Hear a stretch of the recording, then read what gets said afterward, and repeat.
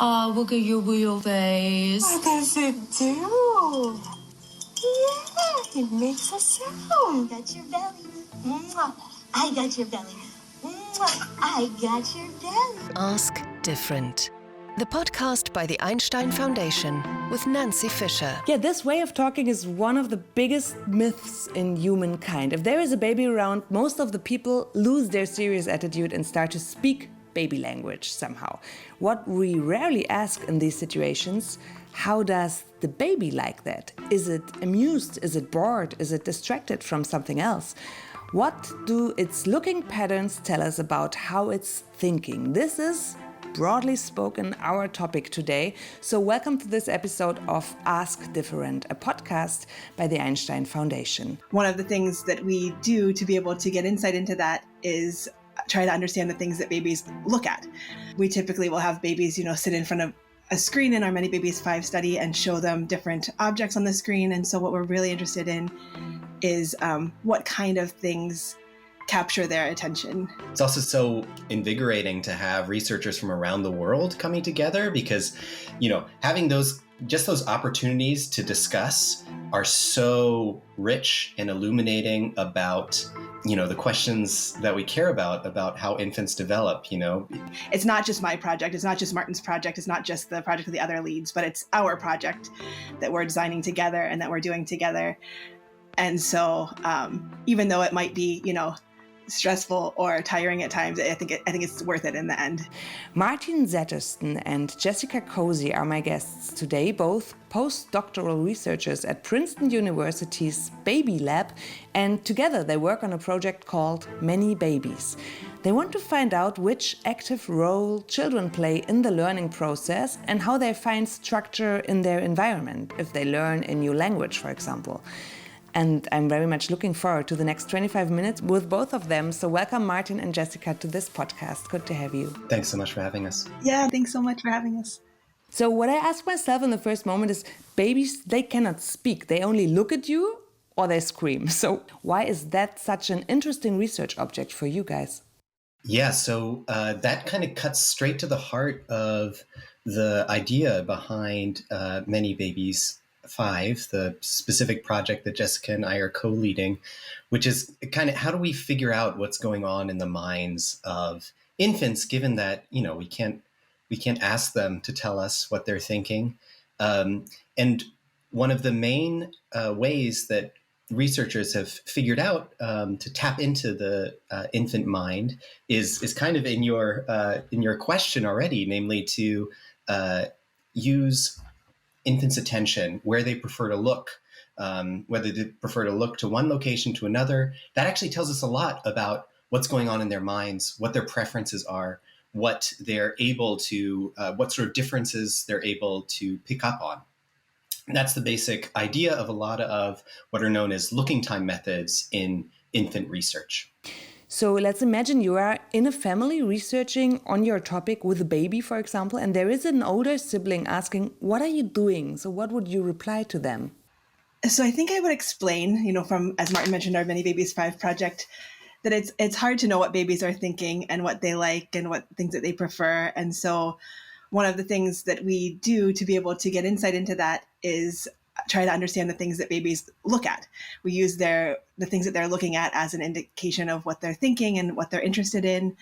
And so we typically will have babies, sit in front of a screen in our ManyBabies5 study and show them different objects on the screen. And so what we're really interested in is what kind of things capture their attention.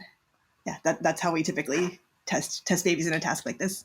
Okay, so I read what you investigate in your ongoing project, the Hunter and Ames model of infant looking preference. How can you measure what they focus their attention on? You already mentioned videos, so how does that exactly work? The basic idea behind the model is basically sketching out a few key dimensions that we think should really influence infants' attention.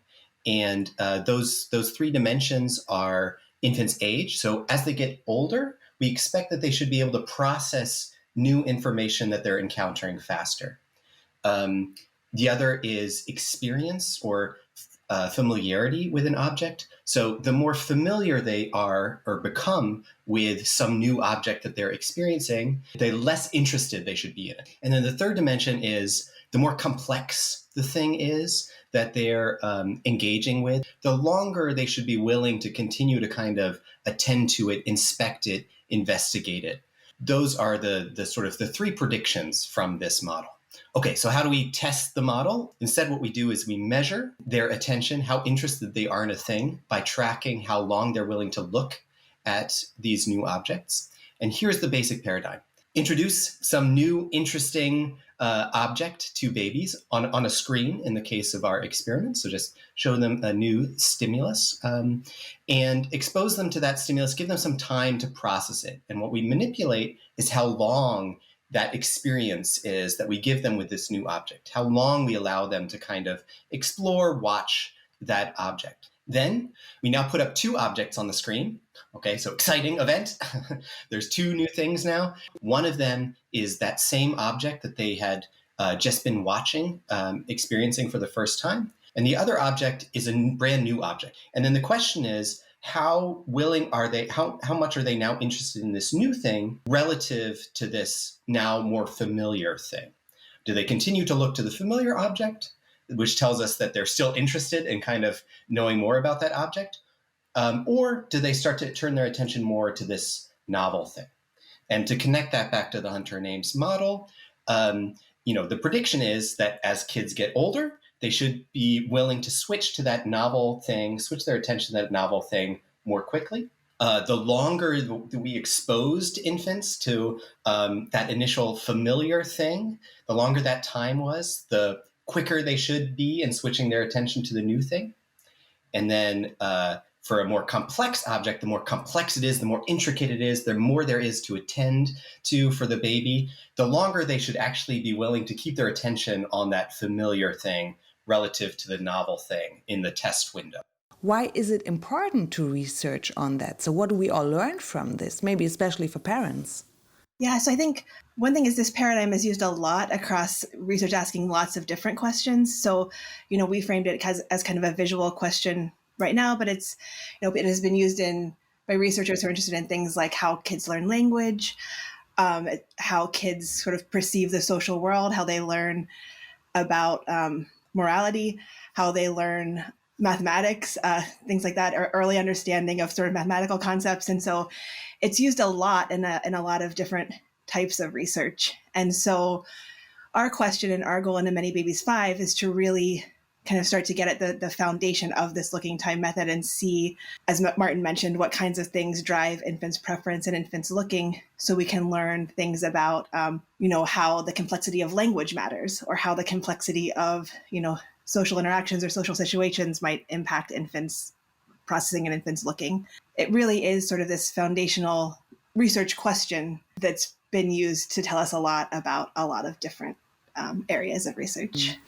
So in addition to this kind of stage setting for, almost everything that we know about what goes on in infants' minds, the questions that we can ask through the project itself are also kind of at the core of, some of the basic things that we do as humans, right? Basically, it's helping us get at infants' early curiosity, the degree to which they're interested in something new versus something more familiar. That is also really an interesting question in its own right, I think. Yeah, absolutely.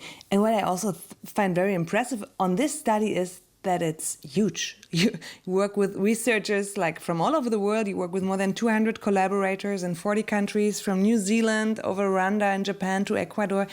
So what do you learn from that part? I wondered, is a Japanese baby looking different at things than one from Senegal, or what could you find out by now?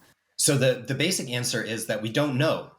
We just don't know, because the simple fact of the matter is that most research in psychology, but especially research on infants, the vast majority of that research has happened in a very constrained geographic space. It's happened mostly in North America. It's happened mostly in Western Europe. So for this project, our prediction is that those basic curiosity mechanisms should work pretty similarly, but we need to know. We need to actually test that question, and so that's what motivates this attempt to really bring labs from around the world together to try to ask this core question together and see, if that model really is a very generally applicable model about the functioning and the development of the infant mind, or if we see any interesting, cultural differences that might have something to do with different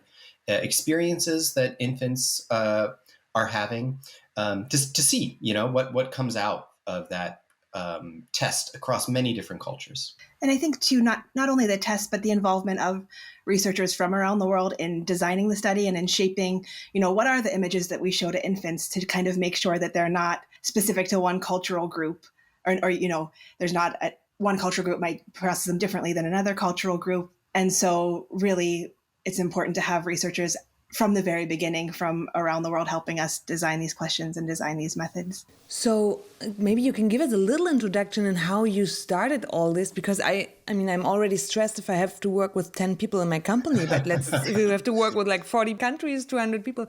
How do you approach to them? How do you are writing like, I want to do something worldwide with my colleague, and are you part of it, or how did that work? Yeah, practically to recruit labs, we posted an email, we sent an email out to different listservs in different fields of developmental psychology, asking if folks would like to be involved. And we invited folks to sign up for the project.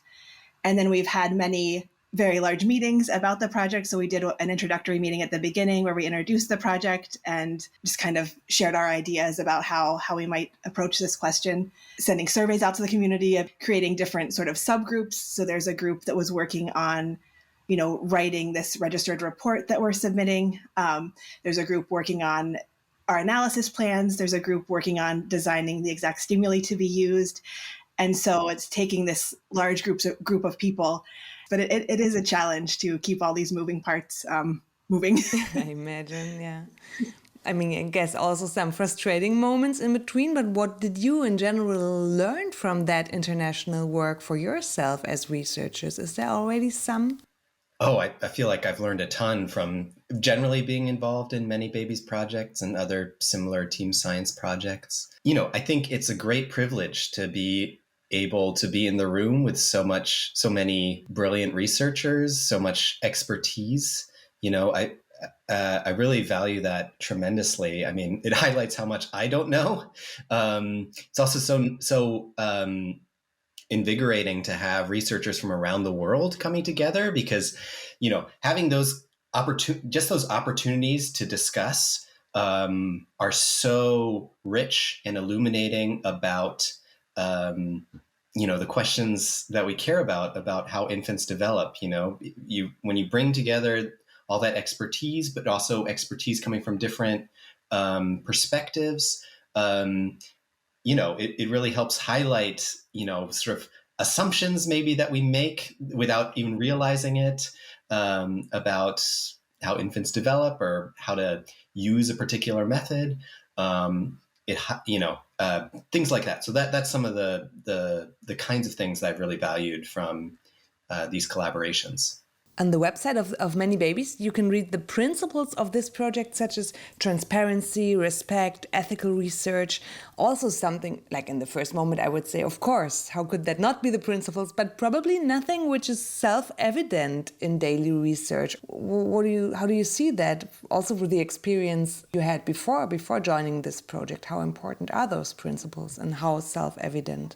Yeah, great. So basically, to flesh out some of those principles a little bit more when it comes to ManyBabies, what transparency means in our case is really that, all of the resources and materials that we create as part of the project planning, all of the data that comes out of the project, to the degree to which it's possible to share that data. It's a little bit complicated with infant videos, for example, because that's inherently identifiable data, right? All the tools we create, and also all the conversations, all the documentation around the sort of theoretical discussion that goes into the project, all of that is open from the very beginning. basically, I could send you a link right now and you'd have access to basically all of the notes, all of the materials, all the resources that have been generated as part of the project. I think I already sneaked into it a little bit. Okay. Yeah. That's important, I think, for a few different reasons. It makes the results easier for others to understand, to reproduce, and to use in their own work. The way that I think we conceptualize it is it's a community resource. It's built by the community, and we want it to be open and available to the community. Sort of fleshing out this transparency idea. I think maybe the other thing that I would add on to that, I think another sort of core value is that we also want the questions that we ask. There's a ton of resources that are going to be invested into this project by the community. And so I think one thing we really, really care about as well is that the questions that we ask are the questions that are of most interest to this whole community of infant researchers. So that's why we invest a lot of time into discussing how exactly to implement the project, what questions to focus on. So that really it's going to be addressing the broad interests of the infant research community. This sounds very good, very democratic, and very exhausting at the same time to ask everybody, if he's or she's fine with the questions. Is it from time to time, Jessica? You're smiling too. I mean, I think like with any large project like this, it can be challenging at times, and it can be stressful at times. And it's important to us to make sure, as you mentioned, that everyone feels heard and everyone has a say in sort of constructing the research question and designing the study and provides feedback, on versions of the paper. And so we try really hard to do that. And I think one thing that I worry about a little bit, I guess, is making sure that everyone does feel included. And like it's, as Martin was saying, it's not just my project. It's not just Martin's project. It's not just the project of the other leads, but it's our project that we're designing together and that we're doing together. And so even though it might be, stressful or tiring at times, I think it's worth it in the end. Yeah, I think keeping momentum, right, is the challenge when we're trying to be, as inclusive as possible, trying to, really come to consensus-based decisions. That's a much slower research pace than I'm used to in my independent projects, the sort of smaller scale projects that me and most other researchers would typically be accustomed to. So there's kind of a learning curve. And I think, you need a lot of patience. And in case this is useful to maybe share, I think, so Jessica and I are both postdocs. There is this tension that, if I'm being honest, I feel a lot of times working on these projects because they work at this slow pace, because it's a community project, we're also at the same time trying to, establish our footing in these early stages of our career. And that's a tricky balancing act, right? Because you have to kind of invest a lot of time in these projects with a long arc. And how do you balance your time between these community projects that I think Jessica and I feel really committed to with, your sort of individual personal feelings about like, okay, here's what I need to do to move on to the next career stage, to stay a researcher, basically. There's a kind of tension there, especially because you sometimes also encounter, skepticism or resistance around these kinds of projects. I think we've both been very fortunate to have mentors who've supported these projects really from the outset, and sort of that's given us a lot of freedom and energy to invest time in these kinds of projects. But, that there's still, I think, in general, some skepticism around projects like these in the field, and people have a hard time connecting it to you as a researcher, Absolutely, because I also think this is something I wanted to come to give some general advice to people who are younger, who are starting careers. Is such a big project something you would recommend young researchers to do, or is it more a risk because of the reasons you just mentioned? So what do you think about that? Yeah, I mean, I think I've benefited so much from being involved in these projects. So, Martin and I are involved right now at a level that's very, we're leading a project. So it's a very kind of large involvement that we have in this ManyBabies project. But that's not the case for everyone. It doesn't have to be the case for everyone, right? So we got involved in the data analysis for the first ManyBabies project. And so we weren't having to lead a large group. It was a much smaller role. And I still learned a lot. So I learned a lot about statistical analysis. I learned a lot about writing R code. I learned a lot about considerations when collecting data from large groups of people from different labs. And so I would say even getting involved at that sort of level is great. And I think folks would learn a lot. And then from there, you can decide if you'd like to take on, larger and larger roles. Good to hear. As a sum up of this big project, which is still going on, of course, and probably not, I guess there's from time to time moments when you are overwhelmed by work and stressed by work. So one last thing in the end I would like to speak about is let's jump out of the lab for a little bit. I read that you, Martin, you play frisbee, you sing, you act, and Jessica, you're doing yoga, dance classes in your free time. How important is it for you to be creative in another way, to challenge your body in another way than just the work? Oh yeah, you did your research. Wow. That's so fun. Yeah, no, I think it's incredibly important. I sort of think back to the very beginning of grad school. I think my initial misguided thought, I think at that time was, okay, now I'm going to devote all my time to research, and I need to cut down on some of these other sort of pursuits that you mentioned, like music and theater and eventually frisbee. Yeah. But then what I found is, that doesn't actually help you be productive or stay balanced, I think, when doing this kind of work. So, it seems incredibly important to me to make room in your life for the things that help you stay balanced. Even if you think of it just pragmatically, like how can I be as productive as possible? I think for most people, I don't want to say all, but for most people, that's probably the best way to stay productive and engaged and keep kind of the creative juices flowing. I think it gets very easy to get very bogged down if you sort of cut out and become too focused, cut out other things from your life and become too focused on one idea or project or question. And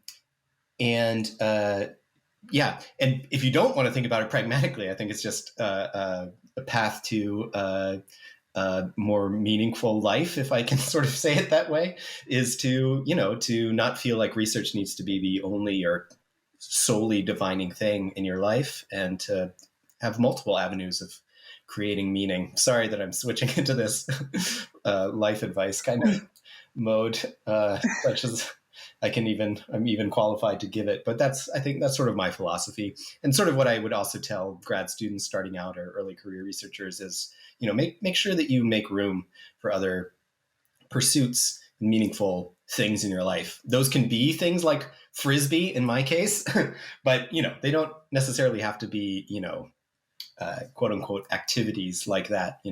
Whatever that means for you, I think it's just important to keep space for that. What does it mean for you, Jessica?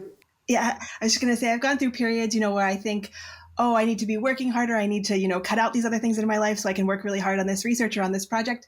And I feel like that never has the effect that I want it to, because I feel like I'm working really hard and I'm just not able to concentrate, not able to get things done. And when I take the time to go take a yoga class or take a dance class or, hang out at home with my cats, it kind of, reinvigorates you. And then when you are working, even if you're working fewer hours, you're getting more done. And so I think it's really important to take the time to do those things too. And one last thing I think, which is also motivating, is to win prizes. So a year ago, you got the Early Career Award by the Einstein Foundation. What happens since then? Did that change your work somehow? Are you working motivation maybe?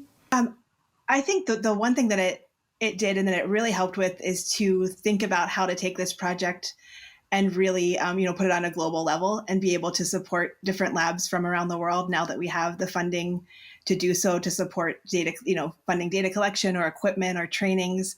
And so I think that was always a goal of the project, but this just made it a much more tenable goal that we would have the funding to do that and provide that support. And so we're very grateful. I think we both kind of think of it as kind of a ManyBabies award, more so than an award to this particular project or to, Jessica or I. So I think the thing that's motivating about it is it feels like it's also a sort of a validation of, all the work that the ManyBabies community has put into the project. And that's motivating, I think, to see that work recognized, in addition to just the simple fact that it also gives us more resources to make the work as impactful as possible and really help build the community. When is the project going to be finished, actually? ManyBabies5, at least. What is your time frame? That's an excellent question. You're both smiling like, Yeah, I think there are some variables that are that we have less control over. So right now we're submitting a registered report, which is, I'm not sure everyone knows what a registered report is, but basically we've written up the introduction to the paper and the methods and our plans for data analysis, and we submit that, and then the journal will review it and give us feedback. And once they've given us feedback and we've revised, we can then start to collect the data. So there is kind of a time there where we're waiting to get that go ahead, but there is some time we're waiting there, and then we'll start data collection. I think we plan to collect data for about a year, and then we'll need to do things like analyze the data and write the final version of the paper. So that'd likely be a year after that. So I would say, certainly a few more years on this project before everything's finalized. What do you think, Martin? Yeah, I think that's right. 2 years is probably the quickest that I could imagine it happening, and 3 years is probably more realistic. 2 to 3 years. So I hope you have I wish you have a long breath. Do we say the same thing in English than we say in German? I don't know. Ein lang Atem haben. Yeah. Yeah, and wish you all the best for this project and all the moments coming up with whomever in the world you're talking to and all the babies you're going to research on. And thank you so much for your time to Jessica Kosie and Martin Zettersten, both researchers from Princeton University, from the Baby Lab, where they work as a part of the worldwide ManyBabies project. This was Ask Different, a podcast by the Einstein Foundation that introduces you to inspiring research personalities. You find all our podcast episodes on all the podcast platforms that are existing, and I hope you enjoyed it. My name is Nancy Fisher. Thank you so much for listening. And thanks to you too, to the US. Ask Different, the podcast by the Einstein Foundation.